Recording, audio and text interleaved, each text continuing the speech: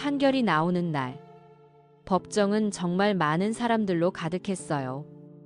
피해자 가족들, 기자들, 그리고 이 사건에 관심을 가진 시민들까지.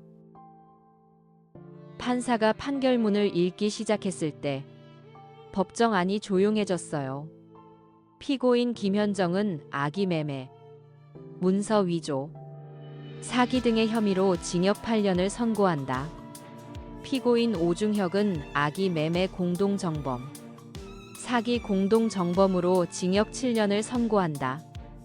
그리고 더 충격적인 판결이 이어졌어요. 피고인들은 피해자들에게 총 12억 원의 손해배상을 지급하라. 12억 원.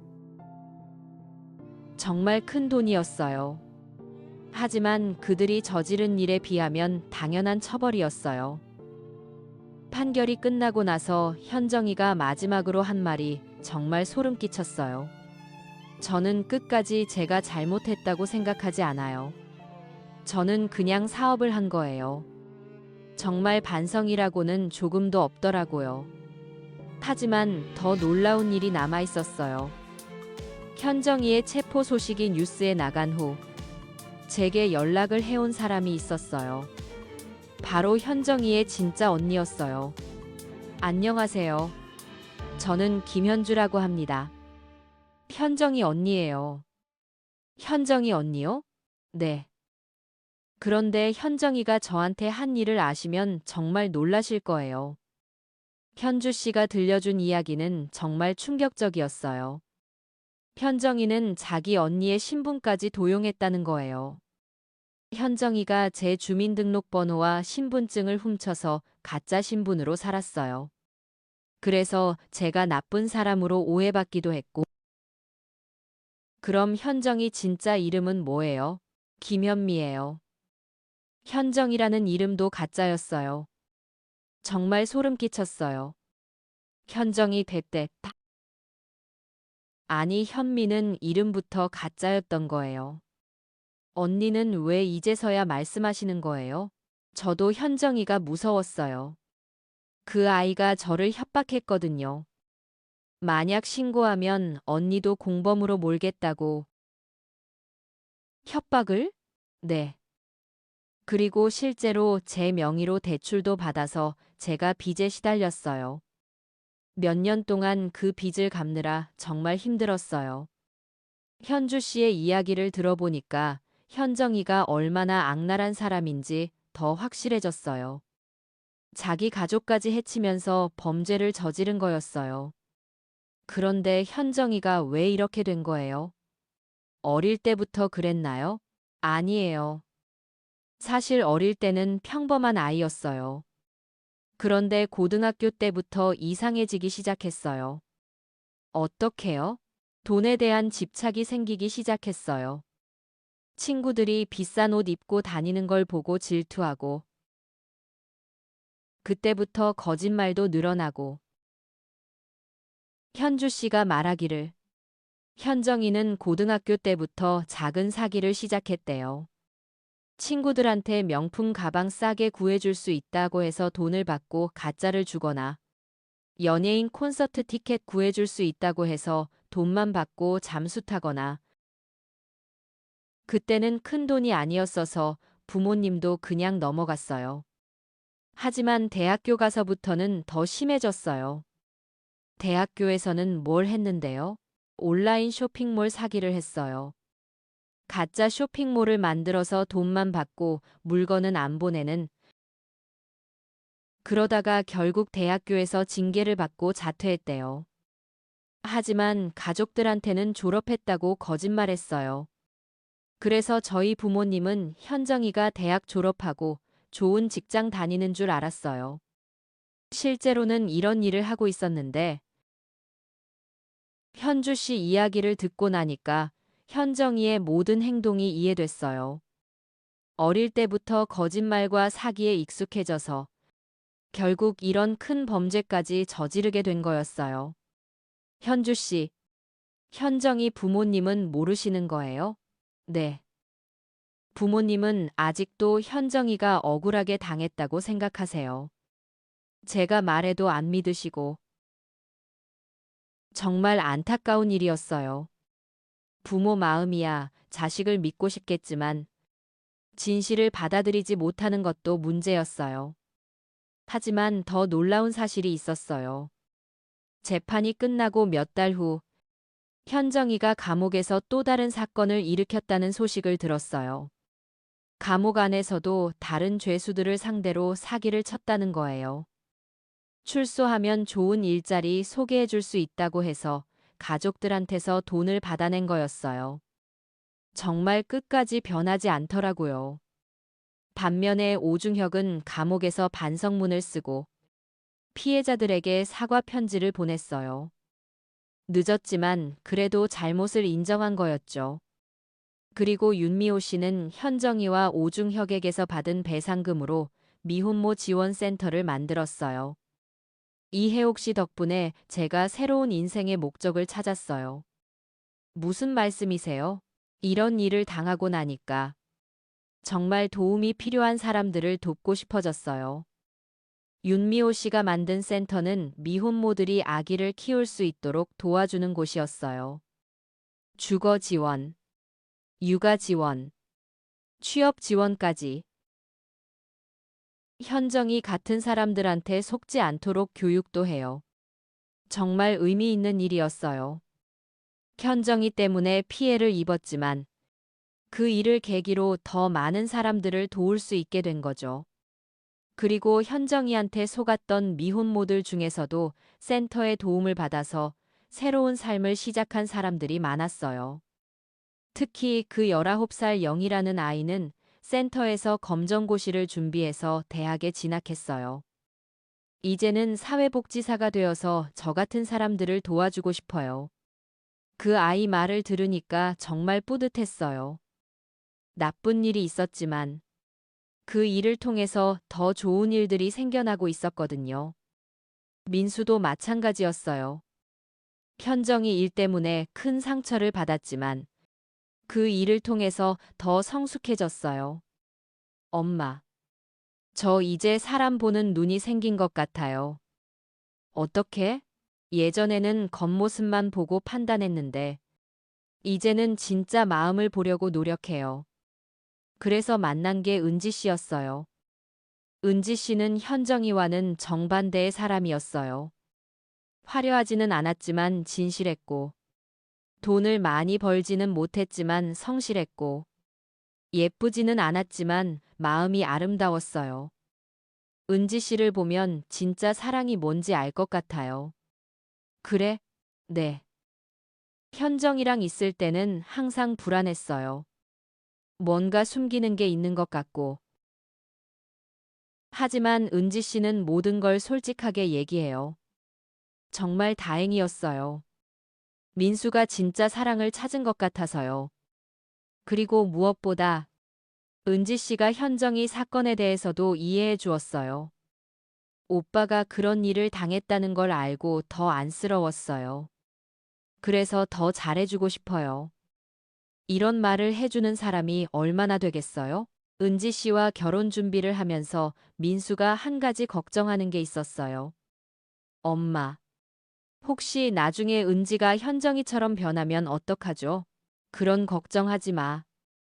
하지만 민수야, 사람을 의심하면서 살면 행복할 수 없어. 은지 씨를 믿어.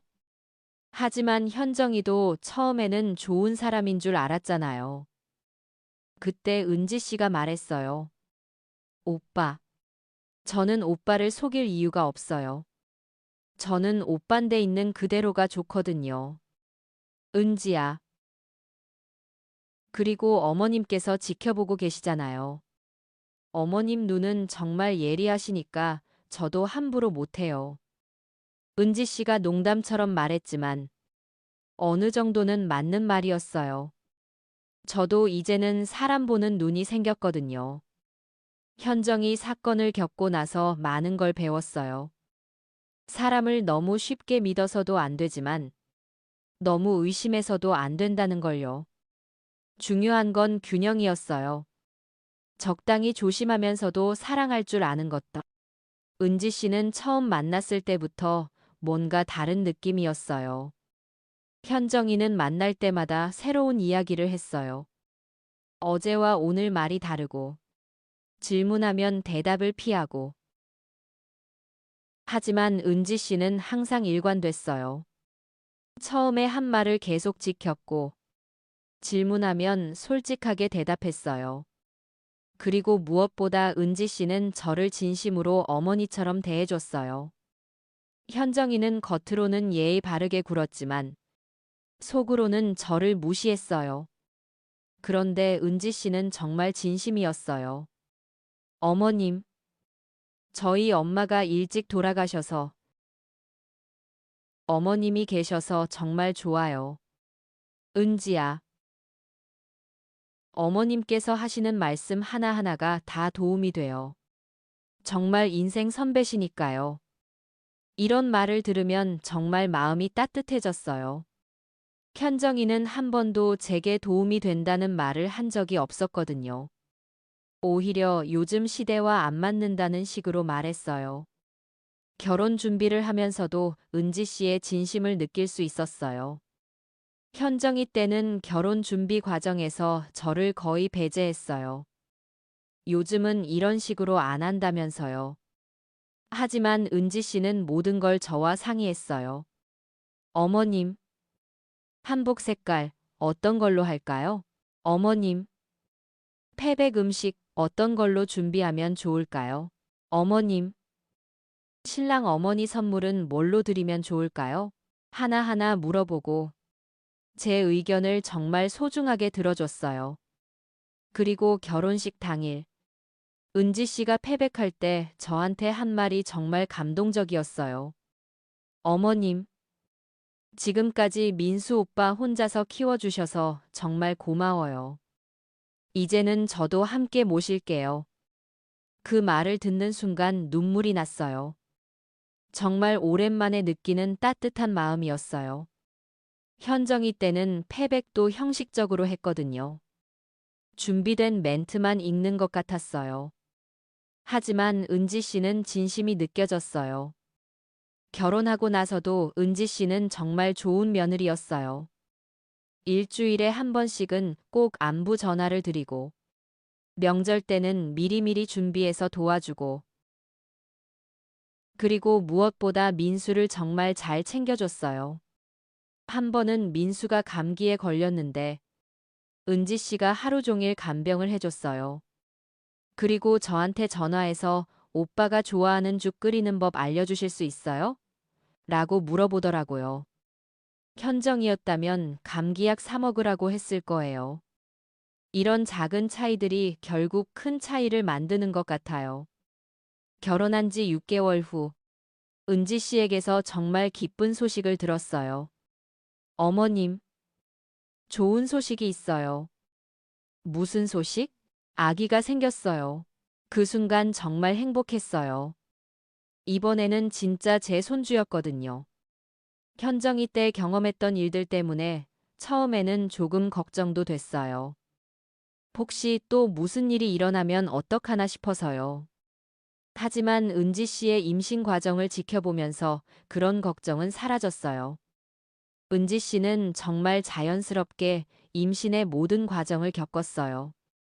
입덧도 하고, 배도 점점 나오고, 태동도 느끼고, 그리고 무엇보다 임신에 대한 기쁨이 온몸에서 느껴졌어요. 어머님, 아기가 움직여요. 여기 손 대보세요. 이렇게 순수하게 기뻐하는 모습을 보니까 정말 진짜구나 싶었어요. 현정이는 한 번도 이런 모습을 보여준 적이 없었거든요. 출산 예정일이 가까워질수록 은지 씨가 더 예뻐 보였어요. 임신한 여자 특유의 그런 아름다움이 있었어요. 그리고 드디어 그날이 왔어요. 은지 씨가 진통을 시작해서 병원에 갔는데 저도 함께 갔어요. 현정이 때는 병원에 오지 말라고 했는데 은지 씨는 어머님도 꼭 함께 계셔주세요. 라고 했어요. 분만실 앞에서 기다리는 동안 정말 떨렸어요.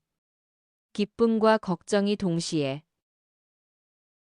그리고 마침내 아기 울음소리가 들렸어요. 축하합니다. 건강한 아들입니다. 간호사가 아기를 보여줬을 때 정말 눈물이 났어요. 이번에는 진짜였어요. 진짜 제 손주였어요. 아기는 민수를 정말 많이 닮았어요. 눈, 코, 입 다. 민수 어릴 때와 똑같았어요. 어머님, 우리 아기 어때요? 정말 예뻐. 민수 어릴 때와 똑같아. 은지 씨가 웃으면서 아기를 안겨줬어요. 어머님이 먼저 안아보세요. 아기를 안는 순간 정말 이상한 느낌이었어요. 현정이 아기를 안았을 때는 왠지 어색했거든요. 뭔가 어울리지 않는 느낌이었어요. 하지만 이 아기는 정말 제 손주 같았어요. 혈육의 정이라는 게 정말 있는 것 같았어요. 이쁜 우리 손주야. 할머니가 왔다. 아기가 저를 보고 웃는 것 같았어요. 물론 신생아라서 실제로 웃은 건 아니겠지만 그렇게 느껴졌어요. 병원에서 며칠 있으면서 은지 씨가 아기를 돌보는 모습을 봤는데 정말 자연스러웠어요. 현정이는 아기 돌보는 게 서툴렀는데 은지 씨는 마치 본능적으로 아는 것 같았어요. 수유하는 모습, 기저귀 갈아주는 모습, 아기 달래는 모습. 모든 게 자연스러웠어요. 은지야, 처음인데 어떻게 이렇게 잘해? 어머님이 가르쳐 주신 거 기억하면서 하고 있어요. 정말 고마운 아이였어요. 집으로 돌아와서도 은지 씨는 정말 좋은 엄마였어요. 밤에 아기가 울어도 짜증내지 않고 오히려 우리 아기가 뭐가 필요한가 하면서 살펴봤어요. 그리고 아기가 조금이라도 이상하면 바로 병원에 가서 확인했어요. 어머님, 아기가 평소보다 젖을 적게 먹는 것 같아요. 병원에 가봐야 할까요? 이렇게 세심하게 신경 썼어요. 민수도 정말 좋은 아빠였어요. 퇴근하면 바로 아기한테 와서 놀아주고, 주말에는 아기 목욕시키는 것도 도와주고. 엄마, 아기가 저를 닮아서 정말 예쁘죠? 그럼, 정말 예쁘지. 정말 행복한 가정이었어요. 아기가 100일 되던 날, 우리는 조촐하게 잔치를 했어요. 현정이 아기 때와는 완전히 다른 분위기였어요. 그때는 뭔가 어색하고 어두운 느낌이었는데, 이번에는 정말 밝고 따뜻했어요. 잔치에 온 손님들도 다들 진심으로 축하해줬어요. 아기가 정말 건강해 보인다. 부모 둘 다 닮아서 예쁘네. 이런 가정이야말로 진짜 행복한 가정이지. 이런 말들을 들으니까 정말 뿌듯했어요. 그리고 무엇보다 이번 100일 잔치에는 정말 김치 냉장고에 김치만 들어있었어요. 은지 씨가 직접 담근 김치와 제가 담근 김치가 함께 들어있었어요. 어머님, 저도 이제 김치 담그는 법을 거의 다 배웠어요. 정말? 그럼 이제 나보다 잘 담글 수도 있겠네. 아니에요. 어머님만큼은 못해요. 어머님 김치에는 정성이 들어있거든요. 이런 대화를 나누면서 김치 냉장고를 정리하는데 정말 평범하고 행복한 순간이었어요. 현정이 사건이 있기 전까지는 이런 평범한 행복이 얼마나 소중한지 몰랐어요. 하지만 이제는 알 것 같아요. 거창한 행복보다 이런 작은 행복이 진짜 행복이라는 걸요. 아기가 돌이 되던 날, 은지 씨가 또 다른 기쁜 소식을 알려줬어요. 어머님, 또 아기가 생긴 것 같아요. 정말? 네. 아직 확실하지는 않지만 병원에서 확인해 보려고요. 정말 좋은 소식이었어요. 손주가 하나 더 생긴다니. 며칠 후 병원에서 확인하니까 정말 임신이었어요. 이번에는 딸이라고 하더라고요. 어머님, 아들, 딸 다 갖게 됐네요. 그러게. 정말 복 받았네. 민수도 정말 좋아했어요. 엄마, 저희가 이렇게 행복해도 되나요? 왜 안 돼? 너희가 행복한 게 엄마도 행복해. 하지만 현정이 일 때문에 많이 힘드셨는데 그런 일이 있었기 때문에 지금의 행복을 더 소중하게 느끼는 거야. 정말 그랬어요. 현정이 사건이 없었다면 지금의 행복을 당연하게 여겼을지도 모르거든요. 하지만 그 일을 겪고 나니까 정말 작은 것 하나하나가 다 소중하게 느껴졌어요. 가족이 함께 저녁을 먹는 것, 아기가 건강하게 자라는 것, 며느리가 진심으로 저를 어머니처럼 대해주는 것, 며느리가 진심으로 저를 어머니처럼 대해주는 것. 이런 평범한 일들이 얼마나 소중한지 이제야 알겠어요. 가끔 현정이 생각이 날 때도 있어요. 지금 감옥에서 어떻게 지내고 있을까? 후회하고 있을까? 하지만 더 이상 그런 생각에 오래 머물러 있지는 않아요. 현정이는 현정이의 인생이고, 저는 제 가족의 행복에 집중하는 게 맞으니까요. 대신 현정이한테 속았던 미혼모들과 그 아기들을 위해서 윤미호 씨와 함께 도움을 주고 있어요. 시장에서 번 돈 일부를 미혼모 지원센터에 기부하고 가끔 센터에 가서 아기들을 돌봐주기도 해요. 할머니, 또 오셨네요. 센터에 있는 아기들이 저를 보면 좋아해요.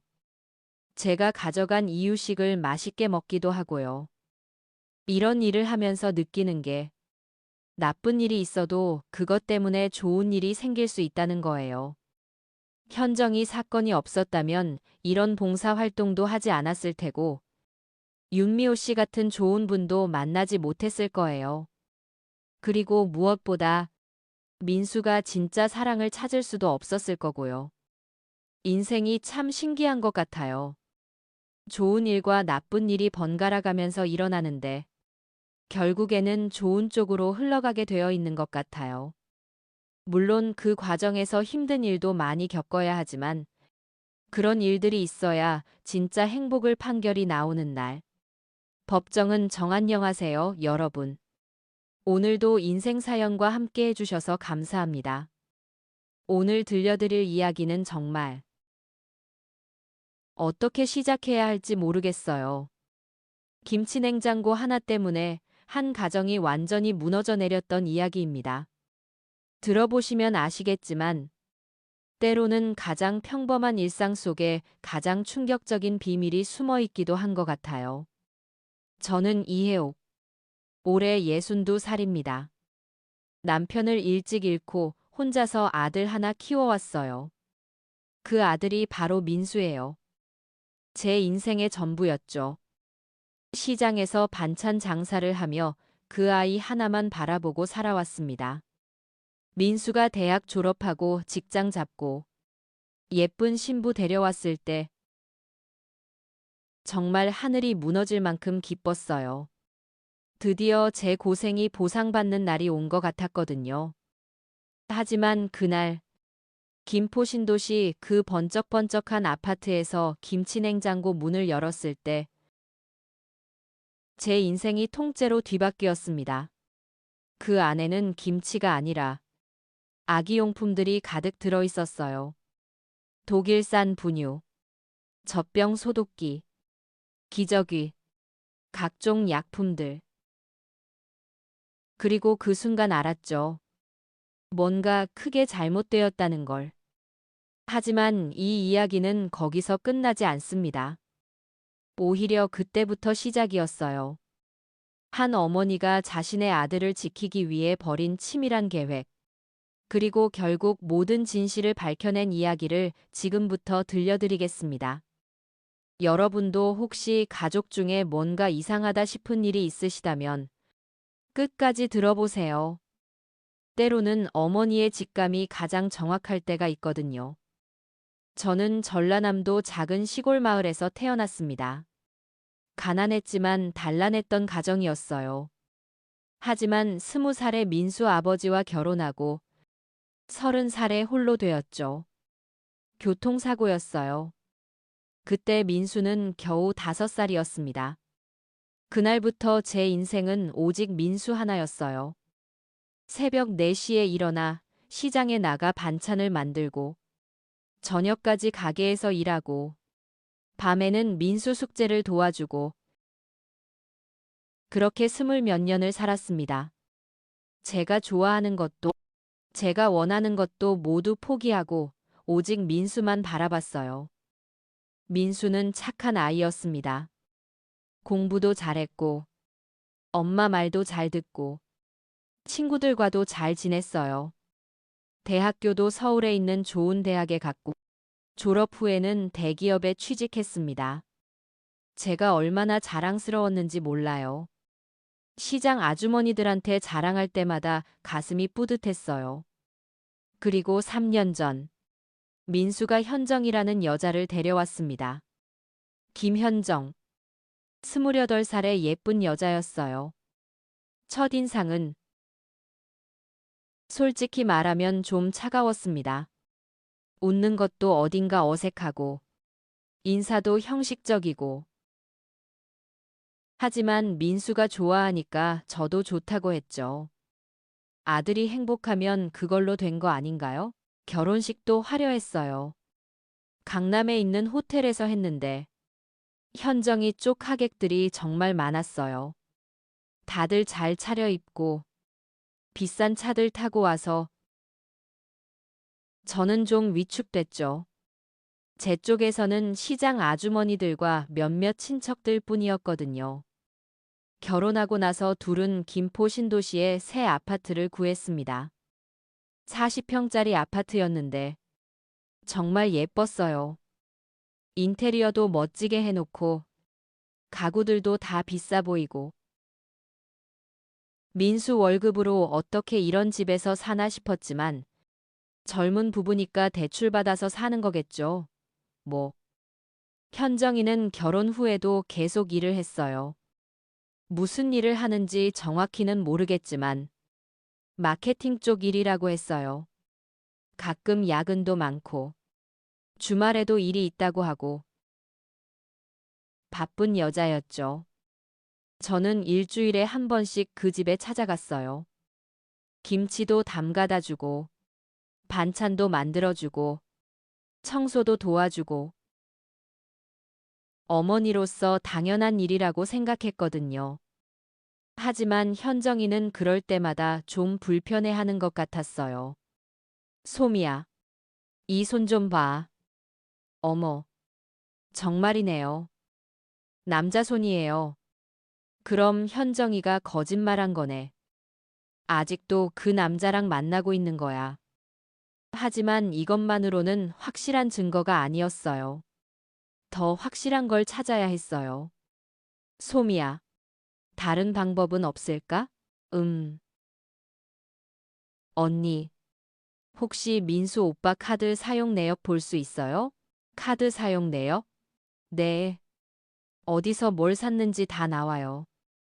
그 말을 듣고 아이디어가 떠올랐어요. 민수한테 돈이 필요하다고 하면서 카드를 빌려달라고 하면 될 것 같았어요. 며칠 후에 민수한테 전화했어요. 민수야, 엄마가 급하게 돈이 좀 필요해. 엄마, 무슨 일이에요? 시장에서 쓸 물건들 사야 하는데 현금이 부족해서 카드 좀 빌려줄 수 있어? 네, 물론이죠. 그렇게 민수 카드를 받았어요. 그리고 소미한테 부탁해서 카드 사용 내역을 확인해 봤어요. 결과는 정말 충격적이었어요. 민수가 출장 간 날들마다 고급 레스토랑에서 2인분 식사비가 결제되어 있었어요. 그리고 호텔 스파, 커플 마사지, 심지어 남성 의류까지. 언니, 이거 완전히 바람 피우는 거네요. 그러게. 그 중에서 가장 충격적인 건 로로피아나라는 브랜드에서 580만 원짜리 남성 코트를 산 내역이었어요. 언니, 이거 완전 비싸네요. 580만 원이에요. 민수가 이런 비싼 옷을 사나? 아닐걸요. 민수 오빠 스타일이 아닌 것 같은데. 그때 확신했어요. 현정이가 그 남자한테 선물한 거라고. 소미야, 이 로로피아나가 어디 있는지 알아? 잠깐만요. 찾아볼게요. 소미가 인터넷으로 찾아보니까 강남에 있는 고급 백화점에 매장이 있었어요. 언니, 거기 가보실 거예요? 응, 한번 가봐야겠어. 다음 날 강남에 있는 백화점에 갔어요. 로로피아나 매장은 정말 고급스러웠어요. 옷 한 벌에 몇백만 원씩 하는 곳이더라고요. 저는 일부러 어리둥절한 척하면서 직원한테 물어봤어요. 죄송한데요. 며칠 전에 여기서 코트 하나 샀는데 혹시 교환할 수 있을까요? 언제 구매하셨는지요? 지난달이었나? 제가 정확히 기억이 안 나서. 고객님 성함이 어떻게 되시나요? 김현정인데요. 그 순간 직원의 표정이 밝아졌어요. 아, 현정님, 오랜만이에요. 네. 회장님께서 입어보시고 너무 좋아하셨다고 하시던데요. 회장님? 누구 말하는 거죠? 회장님이요? 네. 오중혁 회장님이요. 현정님이 선물해주신 코트 정말 잘 어울린다고 하시더라고요. 그 순간 모든 퍼즐이 맞춰졌어요. 오중혁이라는 회장. 580만 원짜리 코트. 현정이의 호화로운 생활. 아, 네. 그래요. 저는 얼른 그 자리를 벗어났어요. 더 이상 들키면 안 될 것 같아서요. 집으로 돌아와서 소미한테 부탁했어요. 소미야, 오중혁이라는 사람 좀 찾아봐 줄래? 네. 어떤 오중혁이요? 회장이라고 하던데. 소미가 인터넷으로 검색해보니까 나오더라고요. 오중혁. 중견건설회사 회장이었어요. 나이는 45살. 결혼해서 아이도 있었어요. 언니, 이 사람이에요? 사진을 보니까 꽤 잘생긴 남자였어요. 그리고 확실히 돈 많아 보였고요. 소미야, 이 사람 가족은? 부인하고 아들 하나 있네요. 부인은 윤미호라고. 어머, 이 사람도 회장 딸이네요. 무슨 말이야? 윤미호 씨 아버지가 대기업 회장이래요. 진짜 재벌가네요. 그 말을 듣고 무서워졌어요. 현정이가 그런 사람과 바람을 피우고 있다는 게, 그리고 그 사람 아이를 낳았다는 게. 하지만 동시에 희망도 생겼어요. 그 윤미호라는 사람한테 이 사실을 알리면 어떨까 하는 생각이 들었거든요. 소미야, 이 윤미호라는 사람 연락처 알 수 있을까? 음, 직접적인 연락처는 어려울 것 같고. 아, 이 사람도 인스타그램 해요. 정말? 네. 여기 보세요. 윤미호의 인스타그램을 보니까 정말 우아한 사람이었어요. 고급스러운 사진들, 자선 행사 참석하는 모습들. 전형적인 재벌가 부인의 모습이었어요. 그런데 최근 사진들을 보니까 뭔가 어두운 느낌이 들었어요. 예전처럼 밝은 표정이 아니었어요. 혹시 이미 남편의 바람을 알고 있는 건 아닐까 싶었어요. 소미야, 이 사람한테 메시지 보낼 수 있어? 인스타그램으로는 가능해요. 하지만 언니, 괜찮을까요? 함부로 연락하면. 아니야, 해야 해. 이런 일을 그냥 두면 안 돼. 저는 윤미호한테 메시지를 보내기로 결심했어요. 하지만 어떻게 써야 할지 고민이 되더라고요. 소미가 도와줘서 조심스럽게 메시지를 작성했어요. 안녕하세요. 급작스럽게 연락드려 죄송합니다. 중요한 말씀이 있어서 연락드렸는데 혹시 시간이 되시면 만나서 이야기할 수 있을까요? 귀하의 가정과 관련된 중요한 사안입니다. 메시지를 보내고 나서 정말 떨렸어요. 답장이 올까 싶기도 하고, 혹시 화를 낼까 싶기도 하고. 그런데 놀랍게도 몇 시간 후에 답장이 왔어요. 누구시며 어떤 일인지 먼저 알려주세요. 저는 다시 메시지를 보냈어요. 저는 이해옥이라고 합니다. 오중혁 회장님과 관련된 일인데 전화 통화 가능하실까요? 그러자 윤미호에서 전화번호를 알려줬어요. 저는 떨리는 손으로 전화를 걸었어요. 여보세요? 안녕하세요. 윤미호 회장님이시죠? 저는 이해옥이라고 합니다. 네. 무슨 일이신가요? 목소리가 차가웠어요. 하지만 어딘가 지쳐있는 느낌도 들었어요. 회장님. 직접 만나서 말씀드리고 싶은데 정말 중요한 일이에요. 도대체 무슨 일인지 먼저 말씀해 주세요. 귀하의 남편분과 김현정이라는 여자에 대한 이야기입니다. 그 순간 전화기 넘어가 조용해졌어요. 한참 후에 윤미호가 말했어요. 어디서 만날까요? 역시 알고 있었던 거였어요.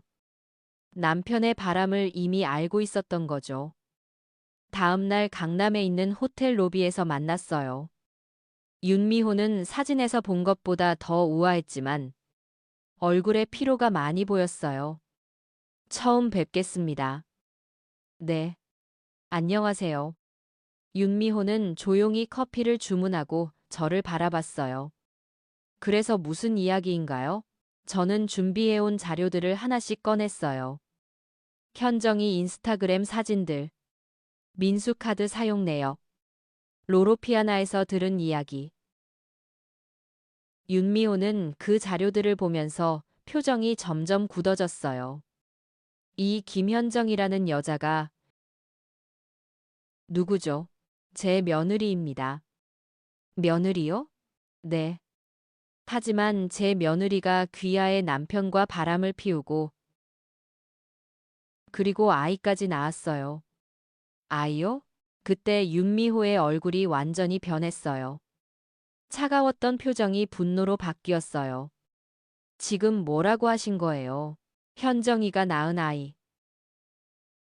그 아이 아버지가 오중혁 회장입니다. 윤미호가 손으로 얼굴을 감쌌어요. 그리고 한참 후에 말했어요. 증거가 있나요? DNA 검사를 했습니다. 저는 미리 준비해둔 DNA 검사 결과를 보여줬어요. 민수와 그 아이는 부자 관계가 아니라는 결과였어요. 이걸 언제 하신 거예요? 아이 100일 잔치 때 몰래 했어요. 윤미호가 그 서류를 보면서 손이 떨렸어요. 정말 그 사람 아이인가요? 네. 확실합니다. 그때 윤미호가 갑자기 울기 시작했어요. 그동안 얼마나 힘들었을까 싶었어요. 회장님. 알고 있었어요. 남편이 바람 피우는 거. 하지만 아이까지 있을 줄은. 회장님께서는 어떻게 하실 건가요? 윤미호가 눈물을 닦고 저를 봤어요. 그 눈에는 분노와 결심이 담겨 있었어요. 도와주세요. 네. 저 혼자서는 할 수 없어요. 하지만 이런 일을 그냥 넘어갈 수는 없어요. 그렇게 우리는 동맹을 맺었어요. 현정이와 오중혁을 혼내주기 위한 계획을 세우기 시작했어요. 윤미호는 생각보다 치밀했어요. 재벌가에서 자란 사람답게 이런 일에 경험이 있는 것 같았어요. 먼저 확실한 증거를 더 모아야 해요. 어떤 증거요? 현장을 잡아야 해요. 둘이 함께 있는 모습을. 윤미호가 말하기를 오중혁이 강남에 펜트하우스를 하나 가지고 있다고 했어요. 아무도 모르는 비밀 공간이었죠. 거기서 만날 가능성이 높아요. 그래서 우리는 계획을 세웠어요. 현정이를 그곳으로 유인하는 방법을. 저는 민수한테 전화했어요. 민수야, 엄마가 미안해서 어떡하니? 엄마, 무슨 말씀이세요? 지난번에 너무 화를 냈잖아. 생각해보니까 너희도 나름대로 사정이 있었을 텐데. 엄마, 그래서 말인데, 너희 제주도 여행 보내줄까 해서. 제주도요? 응. 신혼여행도 제대로 못 갔잖아. 엄마가 여행비 줄 테니까 다녀와. 민수가 너무 좋아했어요. 현정이도 제주도 여행을 원했거든요. 엄마, 정말 고마워요. 그런데 조건이 있어. 3박 4일로 가는 거야. 그리고 아기는 엄마가 봐줄게. 정말요? 응. 손주를 제대로 봐보고 싶어서. 사실 이건 윤미호의 아이디어였어요. 현정이가 제주도에 가 있는 동안 오중혁을 펜트하우스로 유인하면 현정이가 급하게 돌아올 거라는 계산이었어요. 계획대로 민수와 현정이는 제주도로 떠났어요. 그리고 윤미호가 오중혁한테 긴급한 일이 있다면서 펜트하우스로 오라고 했어요. 동시에 저는 현정이한테 문자를 보냈어요. 현정아, 아기가 갑자기 열이 나서 병원에 가야 할 것 같아. 빨리 돌아와. 현정이는 그 문자를 받자마자 제주도에서 비행기를 타고 서울로 돌아왔어요. 그리고 펜트하우스로 직행했죠. 우리는 미리 펜트하우스 비밀번호를 알아냈어요. 윤미호가 남편 핸드폰을 확인해서 찾아낸 거였어요. 오후 7시. 모든 준비가 끝났어요. 윤미호, 저, 그리고 민수가 함께 펜트하우스로 향했어요. 민수는 아직 무슨 일인지 몰랐어요. 저는 그냥 현정이가 아기 때문에 어디 갔는지 찾아보자 고만 했거든요. 펜트하우스 앞에 도착했을 때 윤미호가 떨리는 손으로 비밀번호를 눌렀어요. 삐삐삐삐. 문이 열렸어요. 안으로 들어가니까 정말 충격적인 광경이 펼쳐져 있었어요. 거실에서 오중혁과 현정이가 아기와 함께 마치 가족인 것처럼 있었어요. 현정이는 아기에게 분유를 먹이고 있었고 오중혁은 옆에서 그 모습을 다정하게 바라보고 있었어요. 현정아, 민수가 소리쳤어요. 그 목소리에 현정이와 오중혁이 깜짝 놀라서 돌아봤어요. 민수 오빠? 여기서 뭐 하는 거야? 그때 오중혁이 일어섰어요. 사진에서 본 것보다 더 당황한 표정이었어요. 당신들이 누구죠? 윤미호가 나섰어요. 당신 부인이에요. 미, 미호야? 네, 미호예요. 오중혁 씨. 그 순간 펜트하우스 안이 완전히 조용해졌어요. 아기 울음소리만 들렸어요. 여보, 이건, 이건 뭐죠? 설명해 보세요. 윤미호의 목소리가 얼음처럼 차가웠어요. 현정이가 갑자기 일어서서 도망치려고 했어요. 하지만 제가 막았어요. 현정아, 어디 가려고? 저는 이제 다 끝났어. 모든 게 다 들통났어. 민수가 그제서야 상황을 파악했어요. 현정아, 이게 무슨 일이야? 오빠, 저는 그 아이 아버지가 이 사람이야? 민수가 오중혁을 가리키며 물었어요. 현정이는 고개를 끄덕였어요. 미안해요. 정말 미안해요. 미안하다고? 민수가 소리쳤어요. 그리고 오중혁에게 달려들었어요. 이 새끼가, 민수야. 안 돼. 저는 급하게 민수를 말렸어요. 싸움이 나면 안 될 것 같았거든요. 윤미호가 조용히 말했어요. 오중혁 씨, 이제 끝났네요. 미호야, 설명할게. 설명은 법정에서 하세요. 미호야, 당신이 그 여자와 바람 피우고 아이까지 낳았다는 증거가 다 있어요. DNA 검사 결과도 있고요. 오중혁의 얼굴이 새하얘졌어요. 그날 이후로 모든 게 빠르게 진행됐어요. 윤미호는 오중혁과 이혼 소송을 걸었어요. 그리고 위자료로 엄청난 돈을 받아냈어요. 오중혁은 회사도 빼앗기고 거의 모든 재산을 잃었어요. 현정이도 민수와 이혼했어요. 하지만 현정이는 한 푼도 받지 못했어요. 오히려 그동안 민수 돈으로 산 물건들을 다 돌려줘야 했어요. 민수는 처음에는 많이 힘들어했어요. 하지만 시간이 지나면서 조금씩 일어섰어요. 오중혁에게서 받은 위자료 일부를 민수에게 줬어요. 처음에는 받지 않으려고 했지만 제가 설득했어요. 민수야, 이건 네가 받을 권리가 있는 거야. 그 사람들이 너를 이용한 대가니까. 그 돈으로 민수는 작은 사업을 시작했어요. 인테리어 디자인 사무소였어요. 민수가 원래 디자인에 관심이 많았거든요. 처음에는 힘들었지만 민수가 열심히 하니까 조금씩 일이 늘어났어요. 그리고 1년 후에는 제법 안정적인 수입을 얻게 됐어요. 그날도 민수 사무실에 놀러 갔어요. 민수가 새로 꾸민 사무실은 정말 예뻤어요. 엄마, 여기 좀 보세요. 민수가 사무실 한쪽 구석을 가리켰어요. 거기에는 작은 김치 냉장고가 하나 있었어요. 김치 냉장고? 네. 엄마 김치 넣으려고 샀어요. 민수가 김치 냉장고 문을 열어 보였어요. 안에는 제가 담근 김치들이 가득 들어 있었어요. 민수야.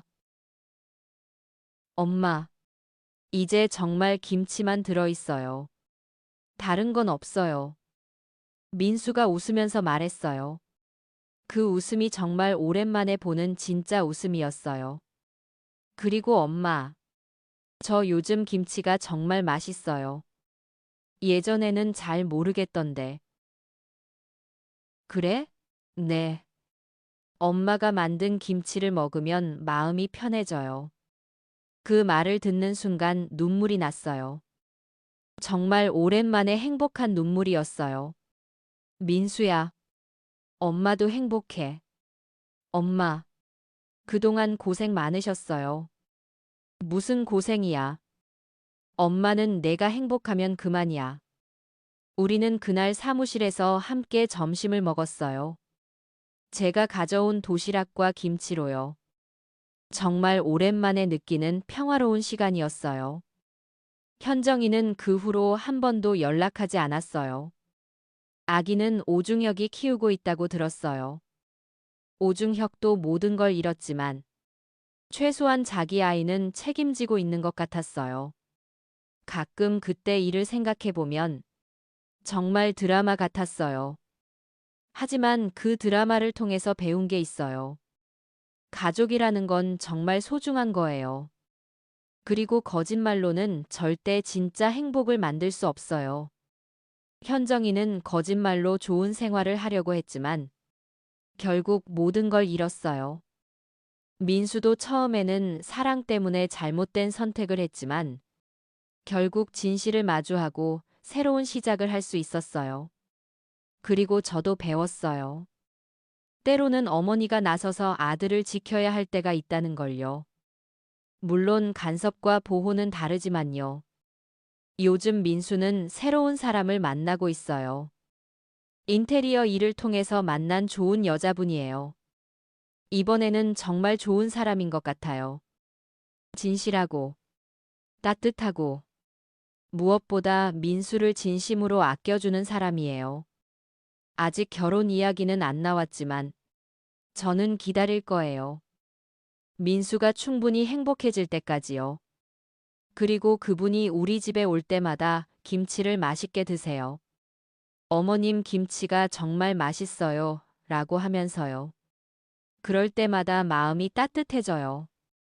김치 냉장고 하나 때문에 시작된 이 모든 일들. 지금 생각해보면 정말 다행이에요. 그때 제가 그 문을 열지 않았다면 민수는 계속 거짓 속에서 살았을 텐데요. 때로는 진실이 아프기도 하지만 그 아픔을 이겨내야 진짜 행복을 찾을 수 있는 것 같아요. 여러분도 혹시 가족 중에 뭔가 이상한 일이 있다면 모른 척하지 마세요. 물론 함부로 간섭하라는 뜻은 아니에요. 하지만 정말 잘못된 일이라면 용기를 내서 바로잡아야 해요. 사랑하는 사람을 지키는 일이니까요. 그리고 무엇보다 가족의 소중함을 잊지 마세요. 아무리 돈이 많고 아무리 좋은 물건이 있어도 가족의 사랑만큼 소중한 건 없어요. 제가 그날 김치 냉장고에서 본 건 단순한 아기용품들이 아니었어요. 그건 한 가정을 무너뜨리려는 거짓말들이었어요. 하지만 그 거짓말들을 밝혀냄으로써 우리는 더 강한 가족이 될 수 있었어요.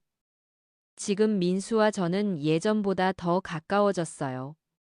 서로에게 거짓말하지 않기로 약속했거든요. 어떤 일이 있어도 솔직하게 이야기하기로요.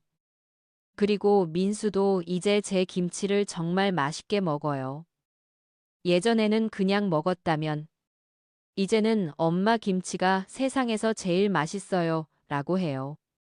그 말을 들을 때마다 생각해요. 아, 이게 진짜 행복이구나 하고요. 윤미호 회장님과는 지금도 가끔 연락해요. 그분도 새로운 삶을 시작하셨어요.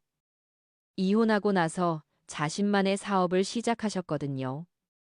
사회복지 관련 일이에요. 어려운 사람들을 도와주는 일이라고 하시더라고요. 한 번은 이런 말씀을 하시더라고요. 이혜옥 씨 덕분에 제 인생이 바뀌었어요. 그때 용기 내서 연락해주지 않았다면 저는 계속 모른 척하고 살았을 거예요. 저도 그분 덕분에 많이 배웠어요. 혼자서는 할 수 없는 일도 함께하면 할 수 있다는 걸요. 그리고 무엇보다 정의는 반드시 승리한다는 걸 배웠어요. 비록 시간이 걸리더라도요. 요즘 저는 시장에서 일하면서도 마음이 편해요. 예전에는 항상 민수 걱정 때문에 불안했는데 이제는 그런 걱정이 없어요. 민수가 진짜 행복을 찾았다는 걸 알거든요. 가끔 시장 아주머니들이 물어봐요. 혜호가 요즘 얼굴이 왜 이렇게 밝아? 그럼 저는 이렇게 대답해요. 아들이 행복하니까 엄마도 행복하죠. 정말 그래요. 자식이 행복하면 부모도 저절로 행복해져요. 그런데 가끔은 현정이가 궁금하기도 해요. 지금은 어떻게 살고 있을까? 후회하고 있을까? 아니면 여전히 자기가 잘못한 게 없다고 생각하고 있을까? 하지만 더 이상 그런 생각은 하지 않으려고 해요. 그건 현정이의 인생이니까요. 저는 저희 가족만 생각하면 되는 거죠. 민수는 요즘 정말 달라졌어요. 예전에는 좀 소극적이었는데 이제는 자신감이 생겼어요. 사업도 잘 되고 있고 새로운 연인과도 잘 지내고 있고 얼마 전에는 민수가 이런 말을 했어요. 엄마, 저 이제 정말 어른이 된 것 같아요. 왜? 예전에는 누가 좋다고 하면 무조건 믿었는데 이제는 제가 직접 판단할 수 있게 됐어요. 그 말을 듣고 정말 뿌듯했어요. 민수가 그 힘든 일을 겪으면서 성장한 거예요. 때로는 고통이 사람을 성장시키는 것 같아요. 물론 그 고통을 겪는 동안은 정말 힘들지만 이겨내고 나면 더 강한 사람이 되는 거죠. 저도 그래요. 이번 일을 겪으면서 제가 생각했던 것보다 더 강한 사람이라는 걸 알았어요. 필요하면 나서서 싸울 수도 있고 진실을 밝혀낼 수도 있다는 걸요. 예전에는 그냥 착하기만 한 어머니였다면 이제는 아들을 지킬 줄 아는 어머니가 된 거죠. 그리고 무엇보다 포기하지 않는 것의 중요성을 배웠어요. 처음에 김치 냉장고에서 이상한 걸 발견했을 때 그냥 넘어갔다면 어떻게 됐을까요? 민수는 계속 속아서 살았을 테고 저는 평생 가짜 손주를 진짜 손주인 줄 알고 살았을 거예요. 하지만 포기하지 않고 끝까지 진실을 밝혀냈기 때문에 우리는 새로운 시작을 할 수 있었어요. 여러분도 혹시 인생에서 뭔가 이상하다 싶은 일이 있으면 포기하지 마세요. 물론 신중하게 접근해야 하지만 진실을 밝히려는 노력은 계속해야 해요. 그리고 혼자서 해결하려고 하지 마세요. 저도 소미 언니나 윤미호 회장님 같은 사람들의 도움이 있었기 때문에 성공할 수 있었어요. 때로는 전혀 예상하지 못한 곳에서 도움이 오기도 해요. 윤미호 회장님과 저는 완전히 다른 환경에서 자란 사람들이지만 같은 피해를 당했다는 공통점 때문에 힘을 합칠 수 있었어요. 인생이 참 신기한 것 같아요. 나쁜 일이 일어나는 것 같아도 그 일을 통해서 더 좋은 결과가 나오기도 하고요. 만약 현정이의 바람기가 없었다면 민수는 계속 그 거짓된 관계 속에서 살았을 거예요. 그리고 저도 계속 속아서 살았겠죠. 하지만 그 일이 터짐으로써 민수는 진짜 사랑이 뭔지 알게 됐어요. 그리고 저도 아들과 더 가까워질 수 있었고요. 지금 민수와 만나고 있는 그분은 정말 좋은 분이에요. 정직하고 따뜻하고 민수를 있는 그대로 받아주는 분이에요. 한 번은 그분이 저한테 이런 말을 했어요. 어머님, 민수 오빠가 정말 좋은 사람인 것 같아요. 힘든 일을 겪었는데도 마음이 따뜻해요. 그 말을 듣고 정말 기뻤어요. 민수가 그 힘든 일을 잘 이겨냈다는 증거니까요. 그리고 그분도 제 김치를 정말 좋아해요. 현정이는 한 번도 맛있다고 한 적이 없었는데 그분은 진심으로 맛있어 해요. 어머님 김치 레시피 좀 알려주실 수 있어요? 이런 말까지 해요. 정말 고마운 분이에요. 며칠 전에는 그분이 직접 김치를 담그러 우리 집에 왔어요. 제가 처음부터 끝까지 다 가르쳐 드렸어요. 김치는 정성이 제일 중요해요. 배추 하나하나 소금에 절일 때도 정성을 다해야 하고 양념을 버무릴 때도 사랑하는 마음으로 해야 해요. 네, 알겠어요. 그분이 정말 열심히 배우시더라고요. 그 모습을 보니까 마음이 따뜻해졌어요. 김치를 다 담그고 나서 우리는 함께 앉아서 이야기를 나눴어요. 어머님, 민수 오빠가 정말 운이 좋은 것 같아요. 왜요? 이렇게 좋은 어머님이 계셔서요. 그 말을 듣고 눈물이 났어요. 정말 오랜만에 듣는 따뜻한 말이었거든요. 아니에요. 제가 민수 때문에 운이 좋은 거죠. 어머님, 앞으로 민수 오빠 잘 부탁드릴게요. 부탁은 무슨? 서로 잘하시면 되죠. 그날 밤 민수한테서 전화가 왔어요. 엄마, 오늘 정말 고마웠어요. 뭘?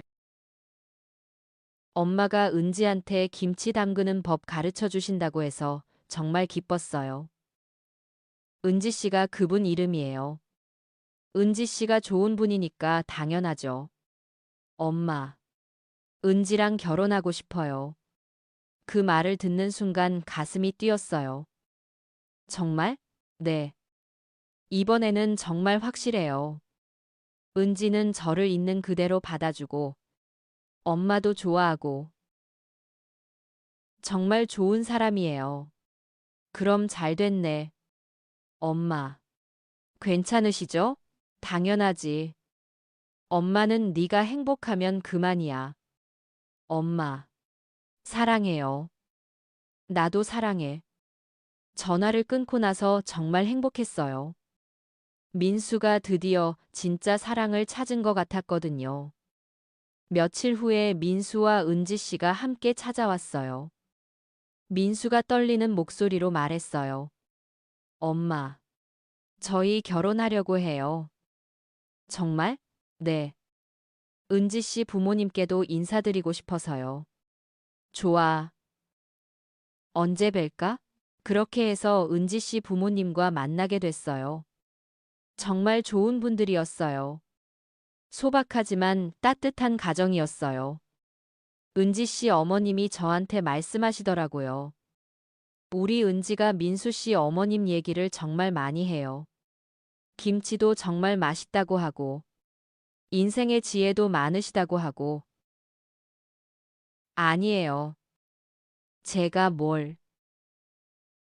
아니에요. 정말 좋은 어머님이세요. 우리 은지가 좋은 시어머니 만나서 다행이에요. 그 말을 듣고 정말 기뻤어요. 이번에는 정말 좋은 가족이 될 수 있을 것 같았어요. 결혼식은 소박하게 했어요. 민수도 은지 씨도 화려한 걸 좋아하지 않았거든요. 가족들과 가까운 친구들만 모여서 따뜻한 결혼식을 했어요. 결혼식 날 민수가 저한테 말했어요. 엄마, 그때 김치냉장고 열어주셔서 감사해요. 뭔 소리야? 그때 엄마가 진실을 밝혀내지 않았다면 저는 계속 잘못된 길을 걸었을 거예요. 그리고 은지도 만나지 못했을 거고요. 그 말을 듣고 울컥했어요. 민수야, 엄마, 정말 고마워요. 저를 포기하지 않아주셔서. 바보야. 엄마가 언제 널 포기한다고 했어? 앞으로도 잘 부탁드려요. 그런 말 하지 마. 우리 가족이잖아. 결혼식이 끝나고 신혼집에 놀러 갔을 때 민수가 자랑스럽게 보여준 게 있었어요. 엄마, 여기 보세요. 부엌 한쪽 구석에 새 김치 냉장고가 있었어요. 우와, 정말 예쁘다. 은지가 고른 거예요. 엄마 김치 넣으려고요. 은지 씨가 웃으면서 말했어요. 어머님, 김치 많이 담가주세요. 저희가 맛있게 먹을게요. 그럼 당연하지. 김치 냉장고 문을 열어보니까 깨끗하게 비어 있었어요. 진짜 김치만 들어갈 공간이었어요. 이제 여기에는 정말 김치만 들어갈 거야. 민수가 웃으면서 말했어요. 당연하죠. 다른 걸 넣을 이유가 없잖아요. 그날 저는 집에 가서 김치를 담갔어요. 배추김치, 깍두기, 총각김치. 민수와 은지 씨가 좋아할 만한 김치들을 다 만들었어요. 김치를 담그면서 생각했어요. 앞으로는 정말 행복한 일만 있었으면 좋겠다고요. 더 이상 슬픈 일은 없었으면 좋겠다고요. 며칠 후에 김치를 가져다 줬을 때 민수와 은지 씨가 정말 좋아했어요. 어머님, 이거 어떻게 이렇게 맛있게 만드세요? 비법이 있어. 사랑하는 마음으로 만드는 거야. 사랑하는 마음이요? 응. 먹을 사람을 생각하면서 정성껏 만들면 맛있어져. 그 말을 들은 은지 씨가 고개를 끄덕였어요. 저도 그렇게 만들어 볼게요. 그래. 조금씩 배워나가면 돼. 지금 생각해보면 김치 냉장고 때문에 시작된 이 모든 일들이 결국은 우리 가족에게 행복을 가져다 준 것 같아요. 만약 그날 제가 김치 냉장고를 열지 않았다면 민수는 계속 거짓 속에서 살았을 거예요. 그리고 진짜 사랑인 은지 씨도 만나지 못했을 거고요. 때로는 고통스러운 진실이 달콤한 거짓말보다 낫다는 걸 배웠어요. 그리고 가족의 사랑이 얼마나 소중한지도 다시 한번 깨달았어요. 아무리 어려운 일이 있어도 가족이 함께 있으면 이겨낼 수 있다는 걸요. 요즘 저는 정말 행복해요. 민수도 행복하고, 은지 씨라는 좋은 며느리도 생겼고, 앞으로 손주도 볼 수 있을 것 같고.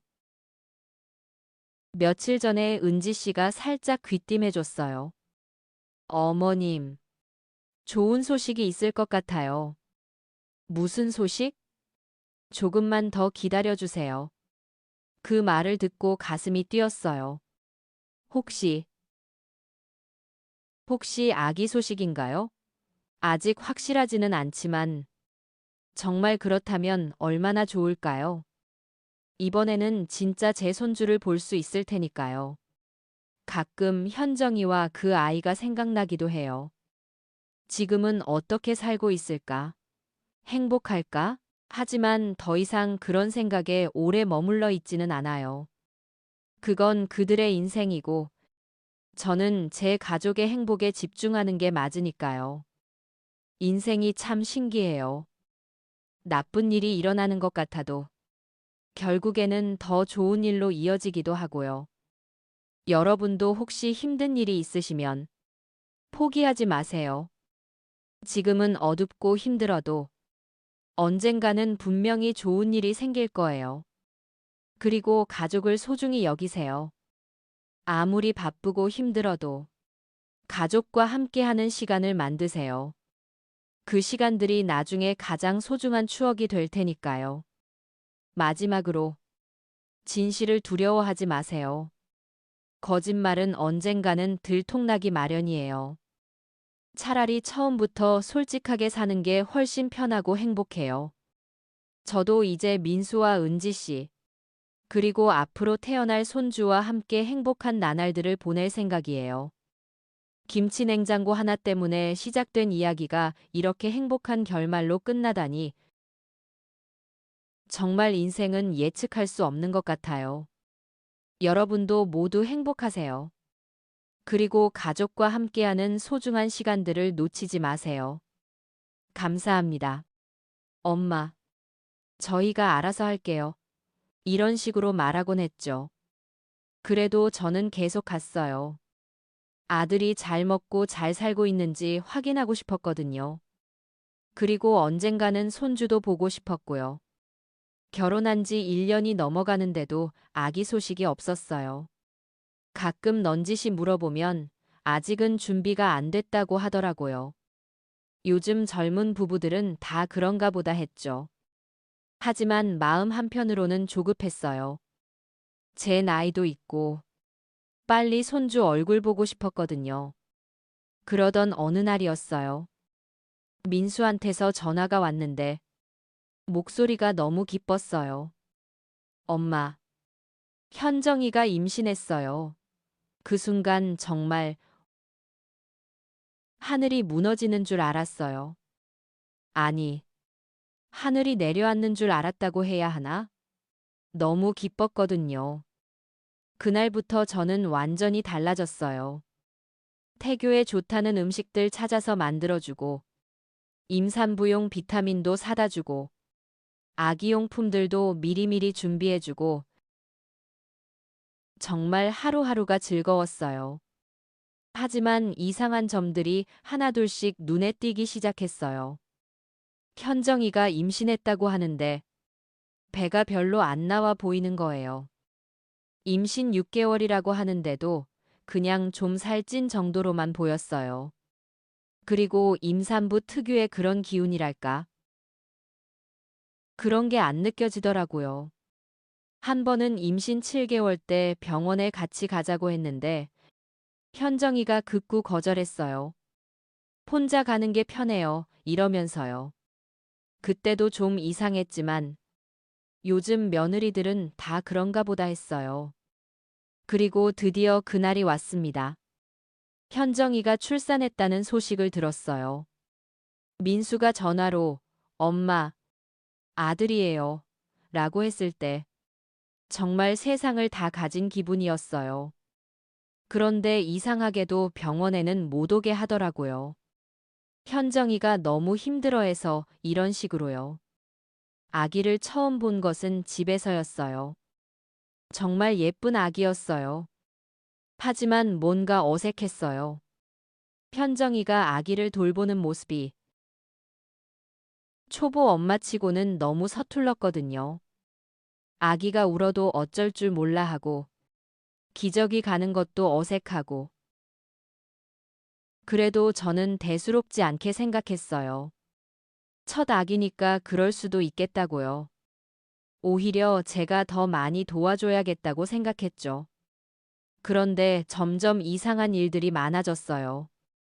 현정이가 아기 때문에 밤에 못 잔다고 하는데 정작 제가 가보면 아기는 너무 얌전했어요. 그리고 수유하는 모습도 한 번도 못 봤고요. 항상 분유만 먹였어요. 한 번은 모유 수유는 안 해?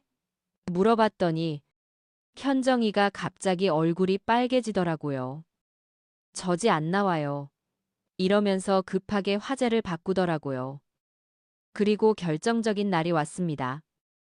바로 그 김치 냉장고를 열었던 날이요. 그날 저는 평소처럼 김치를 담가서 가져갔어요. 새로 담근 배추김치가 정말 맛있게 되었거든요.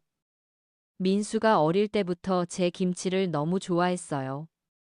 결혼하고 나서도 가끔 엄마 김치가 그리워요 라고 하곤 했죠. 그래서 그날도 김치통을 들고 갔는데 냉장고가 꽉 차 있더라고요. 그래서 김치 냉장고에 넣으려고 했죠. 김치는 역시 김치 냉장고에 넣어야 제맛이니까요. 현정아, 김치 냉장고 어디 있지? 아, 엄마. 저희 김치 잘 안 먹어서. 그런데 저는 이미 김치 냉장고를 찾았어요. 거실 한쪽 구석에 있더라고요. 별로 크지 않은 예쁜 김치 냉장고였어요.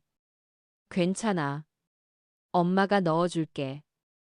그렇게 말하면서 김치 냉장고 문을 열었는데 세상에 그 안에는 김치가 하나도 없었어요. 대신에 아기용품들이 가득 들어 있었어요.